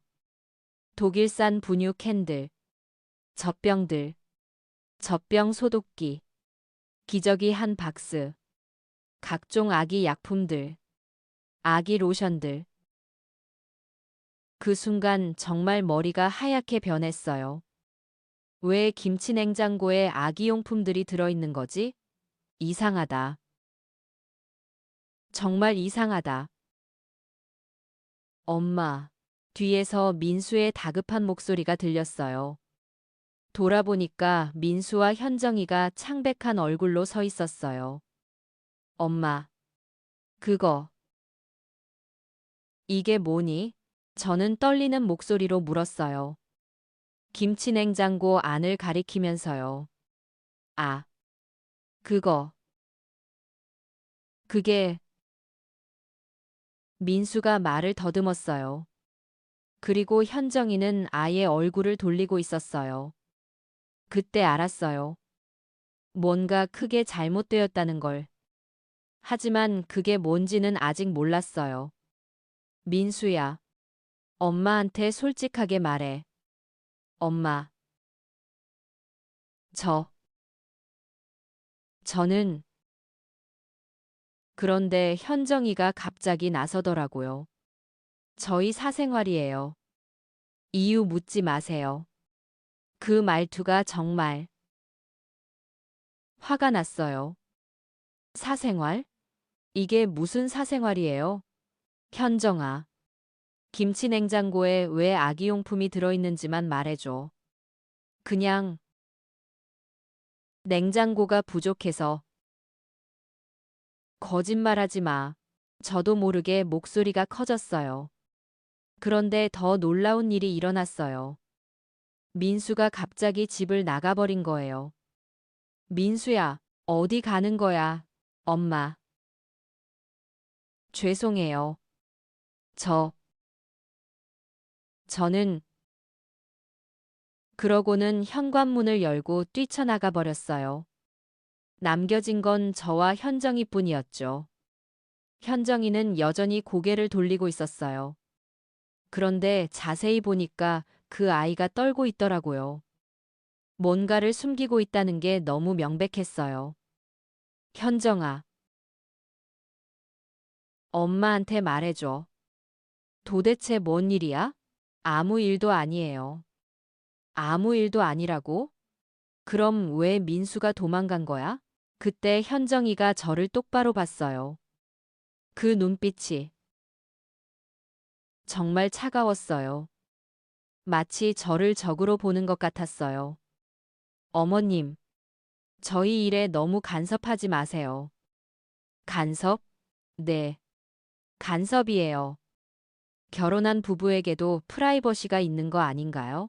그 순간 정말 머리끝까지 화가 났어요.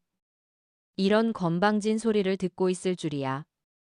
현정아, 지금 뭐라고 한 거야? 사실대로 말한 거예요. 어머님이 너무 자주 오셔서 불편해요. 그 말을 듣는 순간 정말 가슴이 찢어지는 것 같았어요. 제가 뭘 잘못했나요? 아들과 며느리를 위해서 한 일들인데 불편하다고? 네, 불편해요. 저희 연령대하고 맞지도 않고 음식도 입에 안 맞고 더 이상 참을 수가 없었어요. 철석, 저도 모르게 현정이 뺨을 때렸어요. 살면서 남의 뺨을 때려본 건 처음이었어요. 이런 건방진.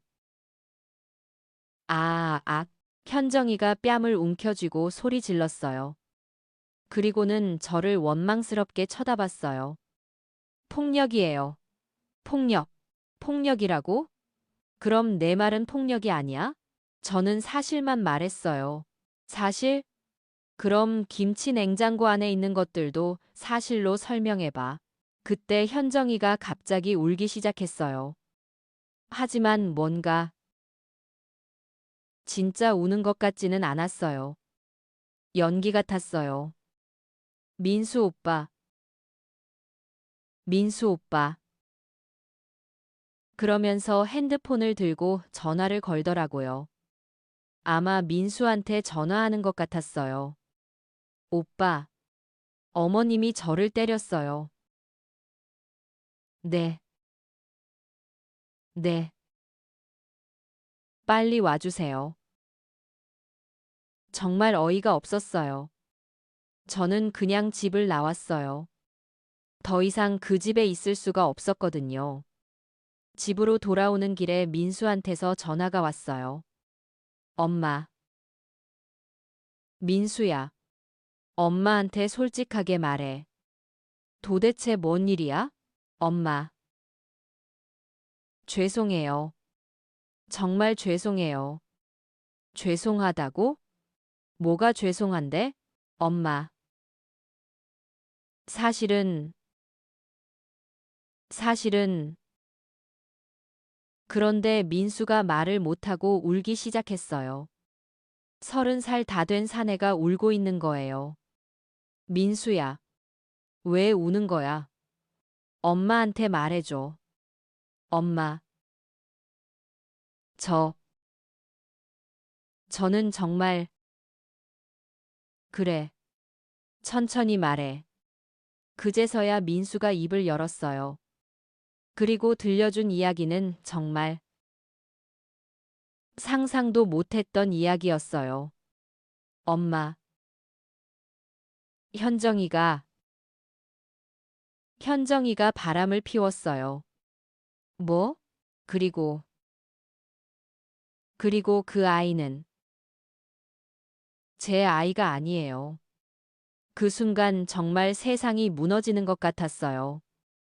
뭔 소리인지 이해가 안 됐어요. 민수야, 무슨 소리야, 그게. 현정이가, 현정이가 다른 남자와 사귀었어요. 그리고 임신했어요. 그런데 그 남자가 책임지지 않겠다고 해서. 그래서, 그래서 현정이가 저한테 부탁했어요. 아이 아버지 역할을 해달라고. 그리고 저는 현정이를 너무 사랑해서 더 이상 들을 수가 없었어요. 이런 황당한 이야기가 있을 수 있나요? 민수야, 제정신이야? 엄마, 죄송해요. 정말 죄송해요. 죄송하긴 뭘 죄송해. 미쳤어? 정말 미쳤어? 저도 모르게 소리를 질렀어요. 너무 어이가 없어서요. 그럼 지금까지 엄마를 속인 거야? 손주라고 예뻐했던 그 아이는 남의 아이란 말이야? 그럼 지금까지 엄마를 속인 거야? 엄마. 민수야. 정말 실망이다. 이런 일을 어떻게. 엄마. 용서해 주세요. 저도 어쩔 수 없었어요. 어쩔 수 없다고? 그럼 엄마는 어떡하라고? 지금까지 그 아이 할아버지라고 자랑하고 다녔는데 정말 화가 났어요. 아니, 화를 넘어서 허탈했어요. 제 아들이 이런 바보 같은 일을 하고 있다니. 그날 밤 잠을 한숨도 못 잤어요. 계속 생각이 났어요. 김치냉장고 안에 있던 아기용품들, 현정이의 차가운 눈빛, 민수의 울음소리.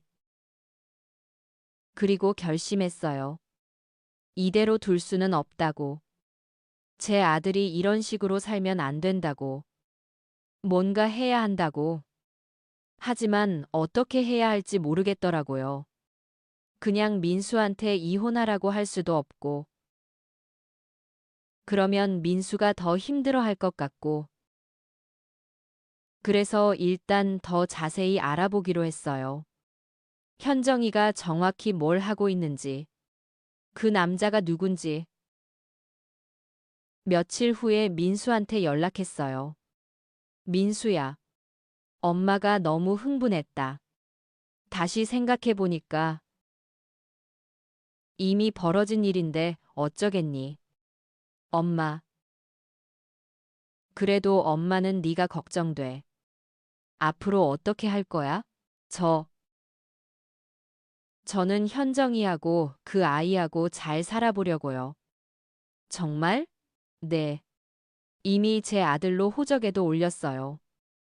이제 진짜 제 아들이에요. 그 말을 듣는 순간 정말 한심했어요. 제 아들이 이렇게 바보 같을 줄이야. 민수야. 그럼 그 남자는 뭐야? 그냥 모른 척하고 살 거야?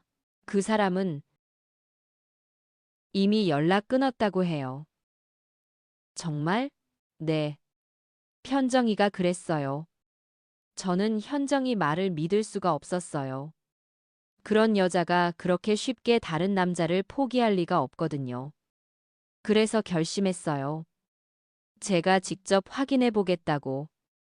현정이가 정말로 그 남자와 연락을 끊었는지, 아니면 여전히 만나고 있는지. 하지만 어떻게 알아낼지가 문제였어요. 저는 그런 쪽으로는 정말 문외한이었거든요. 그때 생각난 게 우리 시장에서 일하는 소미 언니였어요. 소미 언니는 나이는 저보다 어리지만 요즘 젊은 사람들 문화를 잘 알았어요. 특히 인터넷이나 핸드폰 같은 건 저보다 훨씬 잘했어요. 소미야, 부탁이 하나 있어. 언니, 무슨 부탁인데? 내가 어떤 사람 좀 알아봐야 하는데. 인터넷으로 할 수 있는 방법이 있을까? 무슨 일이에요? 저는 소미한테 전체적인 상황을 얘기했어요. 물론 너무 자세한 건 빼고요. 언니, 그 현정이라는 사람 인스타그램 있어요? 인스타그램이 뭐야? SNS요. 요즘 사람들 다 해요. 그래서 소미가 현정이 인스타그램을 찾아봤어요. 다행히 현정이는 인스타그램을 하고 있었어요. 언니, 여기 보세요. 소미가 핸드폰을 보여줬는데 정말 놀랐어요. 현정이가 올린 사진들이 너무 많았어요. 그런데 이상한 게 임신했을 때 사진이 별로 없더라고요. 분명히 9개월 동안 임신했다고 했는데 배 나온 사진은 몇 장밖에 없었어요. 언니, 이상하네요. 임신했을 때 사진이 너무 적어요. 그치? 나도 그렇게 생각했어. 그리고 여기 보세요. 이 사진들. 소미가 가리킨 사진들을 보니까 현정이가 호텔이나 고급 레스토랑에서 찍은 사진들이 많았어요.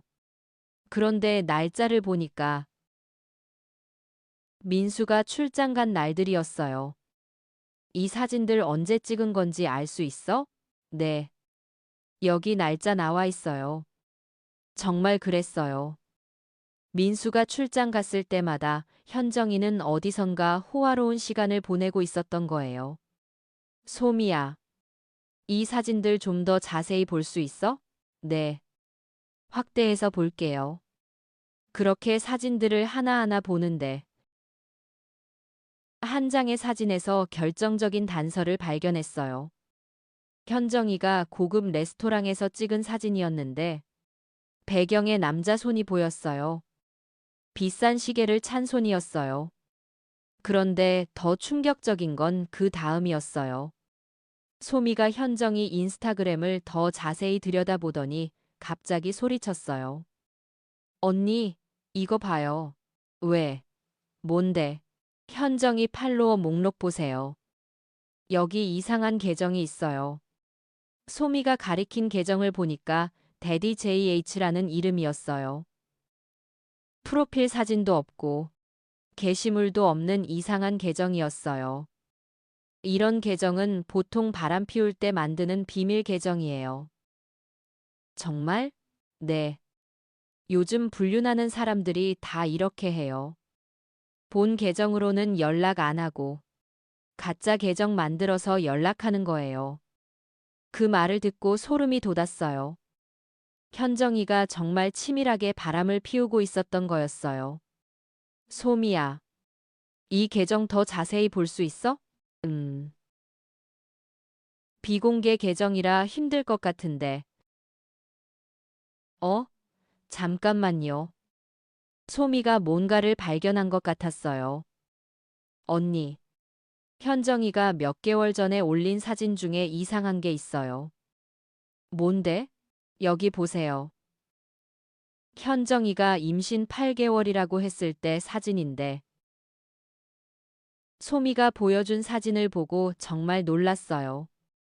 현정이가 수영복을 입고 풀사이드에서 찍은 사진이었는데 배가 전혀 나와 있지 않았어요. 이게 8개월 배예요? 임신 8개월이면 배가 이렇게 나와야 하는데. 소미가 인터넷에서 찾은 임신 8개월 사진들과 비교해 보니까 확연히 달랐어요. 언니, 이거 완전 가짜 임신이었네요. 그 순간 모든 게 명확해졌어요. 현정이는 처음부터 임신한 척 연기를 했던 거였어요. 실제로는 다른 곳에서 아기를 낳았거나 아니면 소미야, 혹시 현정이가 아기를 입양했을 수도 있지 않을까? 입양요? 응. 아니면 대리모를 쓴다거나. 그런데 소미가 갑자기 휴대폰을 들여다보더니 얼굴이 새하얘졌어요. 언니, 이거, 이거 봐요. 왜? 뭔데? 소미가 떨리는 손으로 휴대폰을 보여줬는데 정말 충격적인 내용이었어요. 현정이가 몇 달 전에 메이비마르켓 코리아라는 계정을 팔로우하고 있었어요. 그 계정에 들어가 보니까 세상에 아기 매매를 하는 불법 계정이었어요. 언니, 이거 진짜 위험한 일인 것 같아요. 아기 매매? 네. 요즘 이런 불법 조직들이 있어요. 미혼모들한테서 아기를 사서 돈 많은 사람들한테 파는. 말을 듣는 순간 온몸에 소름이 돋았어요. 설마 현정이가 그런 짓까지 했나요? 소미야, 이거 신고해야 하는 거 아니야? 언니, 일단 더 조사해봐요. 확실한 증거를 찾아야 해요. 그래서 우리는 더 깊이 파고들었어요. 그리고 발견한 건 정말 상상도 못했던 진실이었어요. 현정이는 단순히 바람을 피운 게 아니었어요. 그녀는 오중혁과 함께 아기 매매 조직을 운영하고 있었던 거예요. 소미가 해킹 기술이 좀 있어서 현정이 핸드폰을 몰래 들여다볼 수 있었어요. 거기서 발견한 메시지들은 정말 끔찍했어요. 300만 원의 아기 하나 구할 수 있음. 건강한 남아. 서류 작업도 깨끗하게 해줌. 다음 주에 인도 가능. 미혼모는 돈 받고 해외로 보낼 예정. 병원 관계자들과 짜고 출생신고도 조작 가능. 이런 메시지들이 수십 개가 있었어요. 정말 소름 끼치는 일이었어요. 언니, 이거 완전히 조직적인 범죄네요. 그러게. 우리가 뭘 발견한 거야? 그때 소미가 더 충격적인 사실을 발견했어요. 언니, 현정이가 키우고 있는 그 아기도 돈 주고 산 거예요. 뭐? 여기 메시지 봐요. 이번 아기는 우리가 키울 예정. 남편한테는 자기 아이라고 속일 것. 이렇게 적혀 있어요. 정말 어이가 없었어요. 민수는 오중혁의 아이를 키우는 줄 알았는데 사실은 그 아이마저도 돈 주고 산 남의 아이였던 거예요. 그럼 그 아이 진짜 부모는? 여기 봐요. 미혼모 김영희 19세라고 되어 있어요. 300만 원 받고 아기를 넘겨줬다고. 그 순간 정말 화가 났어요. 어떻게 이런 일이 가능하죠? 19살짜리 어린 아이한테서 아기를 빼앗아서 팔다니. 소미야, 이 김영이라는 아이는 어떻게 됐대? 메시지 보니까 동남아시아로 보냈다고 해요. 다시는 한국에 못 돌아오게. 더 이상 참을 수가 없었어요. 이건 단순한 불륜이 아니라 심각한 범죄였어요. 소미야, 이거 경찰에 신고해야 해. 언니. 하지만 증거가 부족할 수도 있어요. 더 확실한 걸 찾아야. 그런데 그때 소미가 또 다른 충격적인 사실을 발견했어요. 언니, 현정이가 이런 일을 한 번만 한 게 아니에요. 무슨 말이야? 여기 보세요. 지난 2년 동안 이런 식으로 아기를 12명이나 팔았어요. 12명? 네. 여기 리스트가 있어요. 아기들 정보, 구매자 정보, 금액까지 다 적혀 있어요. 정말 끔찍했어요. 현정이와 오중혁이 2년 동안 아기 매매로 번 돈이 몇억 원이었어요. 언니, 그리고 더 충격적인 게 있어요. 더 있어? 현정이가 아기를 구하는 방법이 정말 나쁜 거예요. 소미가 보여준 메시지를 보고 정말 소름이 돋았어요. 현정이는 인터넷 카페나 SNS에서 미혼모들을 찾아서 접근했어요. 그리고 입양 도와드린다. 좋은 가정 소개해드린다고 속여서 아기들을 빼앗았던 거예요. 그 어린 엄마들은 자기 아기가 좋은 가정으로 입양된다고 생각했는데 사실은 돈 많은 사람들한테 팔려나간 거였어요. 언니, 그리고 이 병원 원장도 공범이에요. 병원 원장? 네. 강남에 있는 SM 산부인과 원장이 서류 조작을 도와줬어요.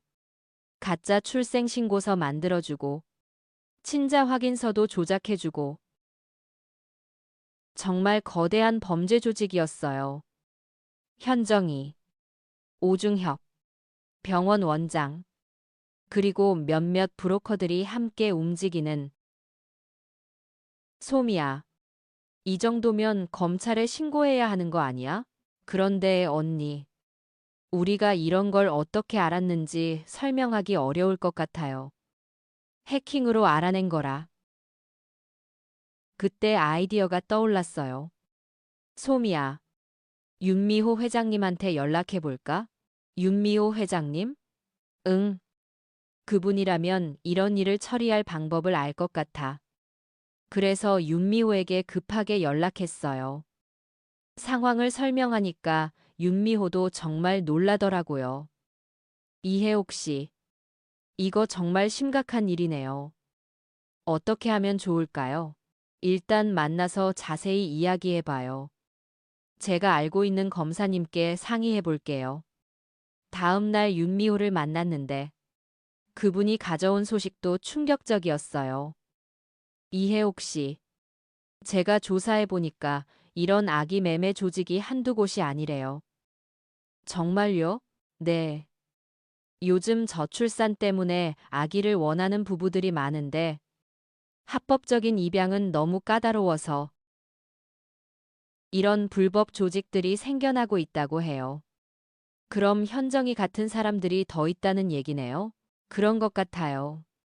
그런데 더 충격적인 건 윤미호가 잠깐 말을 멈췄어요. 뭔데요? 제가 아는 검사님이 말씀하시기를 이런 조직들 뒤에는 보통 더 큰 세력이 있다고 해요. 더 큰 세력? 네. 정치인이나 재벌가 중에 이런 일에 연루된 사람들이 있을 수 있대요. 그 말을 듣고 정말 무서워졌어요. 우리가 건드린 게 생각보다 훨씬 큰 일일 수도 있겠다는 생각이 들었거든요. 그럼 어떻게 해야 하죠? 일단 조심스럽게 접근해야 해요. 섣불리 신고했다가 증거가 없어질 수도 있거든요. 윤미호의 말이 맞았어요. 현정이와 오중혁이 우리가 뭔가 알고 있다는 걸 눈치채면 모든 증거를 없애버릴 수도 있었어요. 그럼 어떻게 하죠? 일단 더 확실한 증거를 모아야 해요. 그들이 의심하지 않게요. 그래서 우리는 더 치밀한 계획을 세웠어요. 윤미호가 개인 탐정을 고용해서 현정이와 오중혁의 모든 행동을 감시하기로 했어요. 몇 주 후, 탐정이 가져온 정보는 정말 충격적이었어요.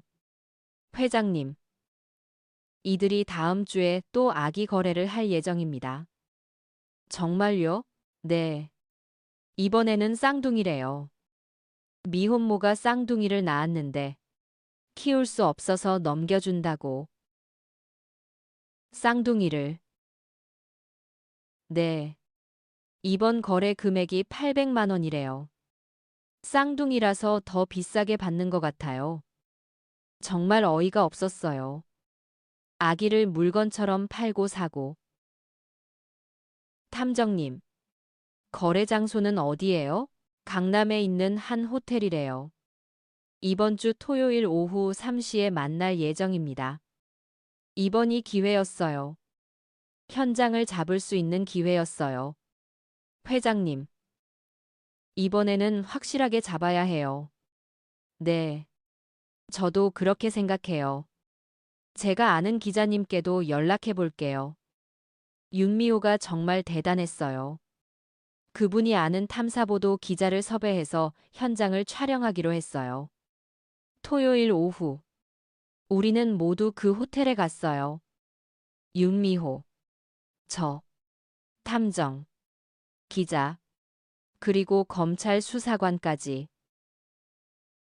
호텔 로비에서 기다리는데 정말 떨렸어요. 드디어 현정이의 진짜 정체가 드러날 순간이었거든요. 오후 3시 정각. 현정이와 오중혁이 나타났어요. 그들은 한 여자와 함께 있었는데 그 여자가 바로 쌍둥이를 낳은 미혼모였어요. 정말 어린 아이였어요. 겨우 20살 정도로 보였어요. 그리고 너무 초췌해 보였어요. 현정이가 그 아이한테 서류 뭉치를 주면서 말했어요. 여기 사인만 하면 돼. 그럼 내 아이들이 정말 좋은 가정으로 가게 될 거야. 그 어린 엄마가 떨리는 손으로 펜을 들었어요. 그리고 눈물을 흘리면서 말했어요. 정말, 정말 좋은 부모님이시죠? 당연하지. 내가 직접 확인했어. 정말 부자고 아이들을 잘 키울 거야. 거짓말이었어요. 현정이는 그 아기들을 누구한테 팔지도 정해놓지 않았거든요.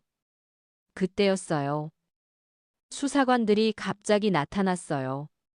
경찰입니다. 모두 움직이지 마세요. 현정이와 오중혁의 얼굴이 새하얘졌어요. 뭐, 뭔 일이세요? 아기 매매 혐의로 체포합니다. 그 순간 현정이가 도망치려고 했어요. 하지만 이미 호텔 출입구는 모두 봉쇄된 상태였어요. 현정아. 제가 소리쳤어요. 현정이가 저를 보고 깜짝 놀랐어요. 어, 어머님? 왜 여기에? 네가 뭘 하고 있는지 다 알고 있어. 어머님, 오해예요.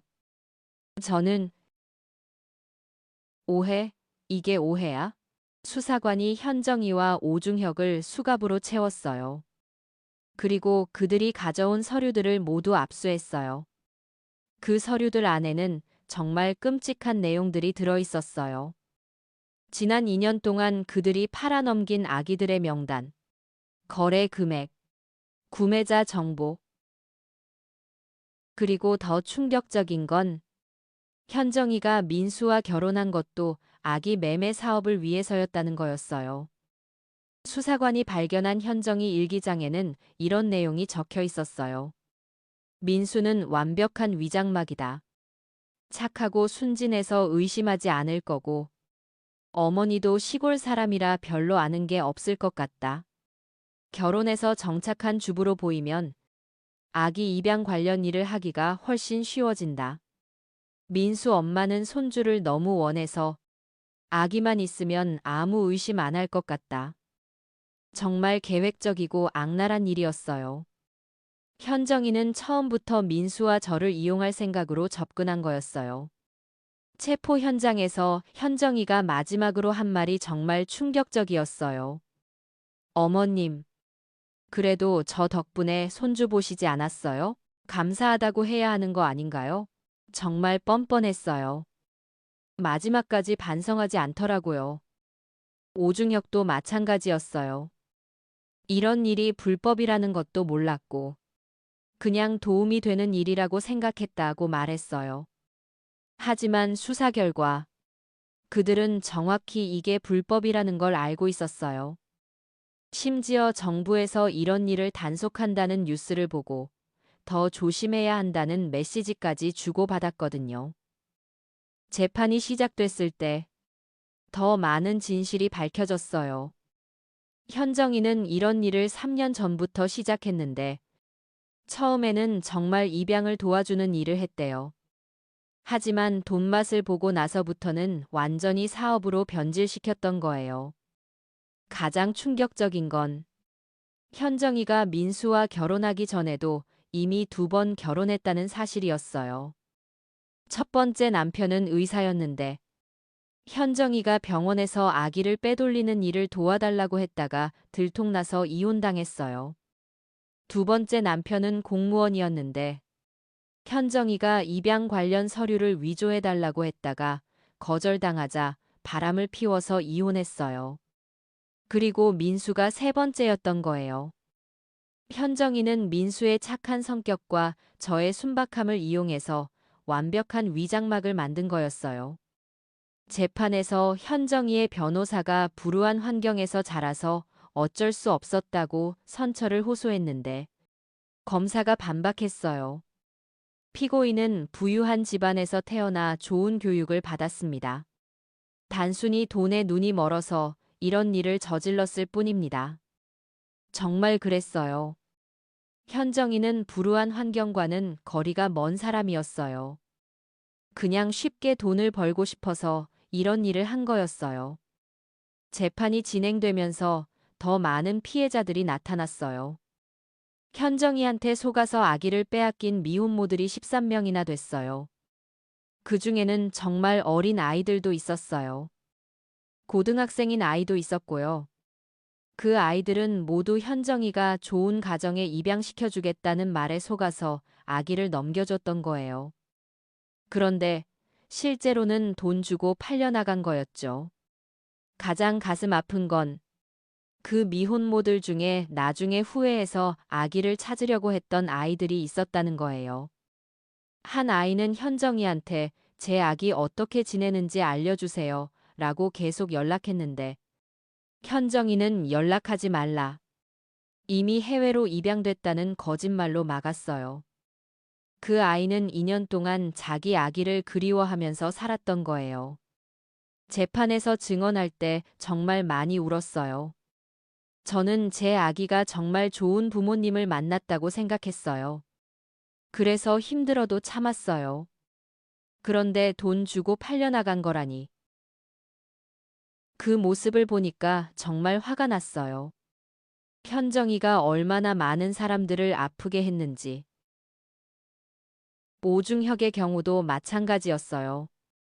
그는 자기 부인 윤미호에게는 사업차 만나는 사람이라고 거짓말했지만 실제로는 현정이와 함께 범죄를 저지르고 있었던 거예요. 더 충격적인 건 오중혁이 현정이와 사귀기 시작한 이유도 돈 때문이었다는 거예요. 오중혁의 건설회사가 부도 위기에 있었는데 아기 매매로 번 돈으로 회사를 살렸던 거예요. 그리고 윤미호 몰래 현정이 명의로 여러 개의 통장을 만들어서 돈을 숨겨놨어요. 그 돈이 총 15억 원이나 됐어요. 재판에서 현정이와 오중혁 모두 아기들을 위해서 한 일이라고 변명했지만 증거는 명백했어요.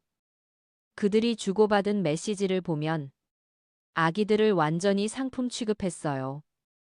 이번 아기는 상태가 좋아서 더 비싸게 받을 수 있을 것 같다. 남아가 여아보다 100만 원 더 비싸게 팔린다. 장애가 있는 아기는 가격을 낮춰야 한다. 이런 식으로 아기들을 물건처럼 취급했어요. 가장 끔찍한 건 그들이 불량품 교환이라는 시스템까지 만들었다는 거예요. 아기를 사간 사람이 나중에 이 아기가 마음에 안 든다고 하면 다른 아기로 교환해주는 시스템이었어요. 그렇게 교환된 아기들은 어떻게 됐을까요? 다시 다른 사람한테 팔려나갔겠죠. 재판 과정에서 민수도 증인으로 출석했어요. 민수가 증언대에 서서 하는 말을 들으니까 정말 마음이 아팠어요. 저는 현정이를 진심으로 사랑했습니다. 그리고 그 아이도 정말 제 아들처럼 아꼈어요. 하지만 모든 게 거짓말이었다는 걸 알았을 때 정말 세상이 무너지는 것 같았습니다.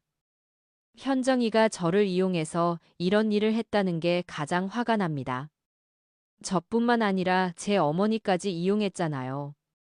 그리고 무엇보다 그 어린 엄마들이 너무 안쓰러워요. 자기 아기가 좋은 곳으로 간다고 믿고 보내줬는데 민수의 증언을 들으면서 현정이가 조금이라도 미안해하나 봤는데 끝까지 무표정이더라고요. 재판이 끝날 때까지 현정이는 진심으로 반성하는 모습을 보이지 않았어요.